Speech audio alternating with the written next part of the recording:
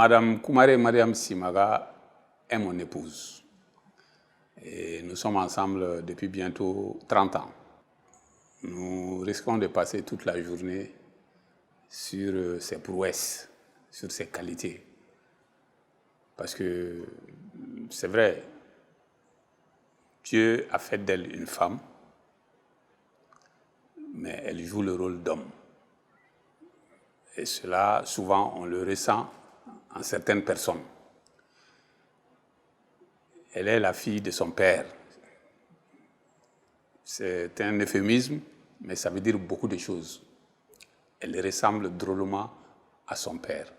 Et paix à son âme, il a relégué un empire à ses enfants. Et Mme Koumaré Mariam Simaga en est une de ses filles, qui est la directrice générale adjointe du groupe Simaga et la directrice générale de la Somadine. Mariam Simaga, je ne sais pas comment la qualifier, parce qu'elle ne connaît dans sa vie que le travail. Depuis à bas âge, son père l'a envoyée en Europe pour faire des études. Et à son retour en 1991, sa première préoccupation a été de se marier d'abord, autrement dit de se mettre à l'abri d'autres éventualités, et ensuite d'aider son père à gérer son groupe, qui est le groupe Simaga.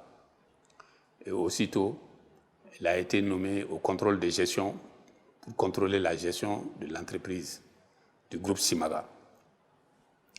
Depuis ces moments-là, les gens ont commencé à la connaître par sa bravoure, par sa ténacité, par son travail de tous les jours, par son travail sans relâche. Et quand son père a compris qu'il y a un espoir en lui, qui peut faire en sorte que lui, il peut se reposer aujourd'hui, il a prié Dieu pour qu'elle prenne les arènes même du groupe Simaga. Le vieux a disparu il y a 2 ans, paix à son âme, mais le groupe Simaga continue et la Somadine aussi continue. Donc c'est une très brave femme. C'est elle qui a doté le groupe Simaga de parcs roulants depuis 2009, a payé beaucoup de cars, beaucoup de camions pour que la société ne périclite pas. Et Dieu merci, la société continue son travail. Et malgré cela, elle a un œil sur la Somadine aussi, parce qu'elle en est la directrice générale. La reine du mois, cela ne me surprend pas du tout. Elle peut être la reine de l'année 2020. Vraiment, je ne peux que prier Dieu pour qu'elle puisse continuer sur cette voie et pour l'intérêt du groupe Simaga et pour l'intérêt de la Somadine. C'est une femme au foyer. Elle est très brave. C'est vrai, elle a fait ses études en Europe. Mais quand vous la voyez à domicile, vous ne comprendrez pas comment elle peut s'investir dans le foyer aussi, comme elle s'investit dans ses entreprises. Parce qu'elle a dit que le rôle qu'elle doit jouer est un rôle très simple. Elle est femme mariée, femme au foyer. Et dès l'instant qu'elle franchit le pas pour rentrer chez elle, elle s'adonne au travail quotidien du foyer. Elle a des servantes, mais elle contrôle minute par minute les actions de ses servantes. Ça, c'est sur le plan familial. Elle s'occupe de ses enfants. Bien entendu, elle s'occupe de son mari, qui est une modeste personne. Elle a une attention particulière pour tout ce qui bouge dans son foyer.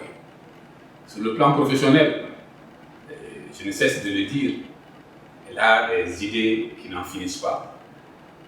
C'est elle qui tient les briefings tous les lundis. Elle essaie de redresser tout ce qui est tordu, que ce soit la Somadine ou la Somatra, pour le bonheur des travailleurs. Et même si elle tombait malade pour une semaine, ou moins d'une semaine, son entreprise qui est le groupe Simaga le ressent.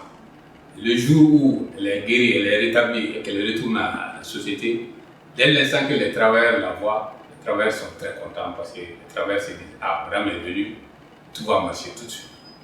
Je souhaite qu'elle soit encouragée par les plus hautes autorités pour mener à bien son projet de servir ce Mali-là. Et je suis sûr que les plus hautes autorités ont compris le message parce que nous sommes en contact permanent avec le gouvernement dans le cadre de la réalisation d'un projet. Le gouvernement a une attention particulière aussi par rapport à tout ce que nous demandons, à tout ce que nous voulons faire. Gakou, je te demande de continuer sur cette voie-là. Je te demande de ne jamais te décourager. Je te conseille de ne jamais regarder derrière toi, de regarder toujours en avant, de comprendre que tout ce que tu es en train de poser comme acte est positif. De tout faire pour s'aimer toujours l'union, pour créer l'union et d'éviter toujours tout ce qui crée la dissension. Et grâce à ces facteurs, je suis sûr d'une chose, tu atteindras ton objectif parce que tu es né pour ça. Tu es né pour réussir et tu vas réussir. Parole de ton mari.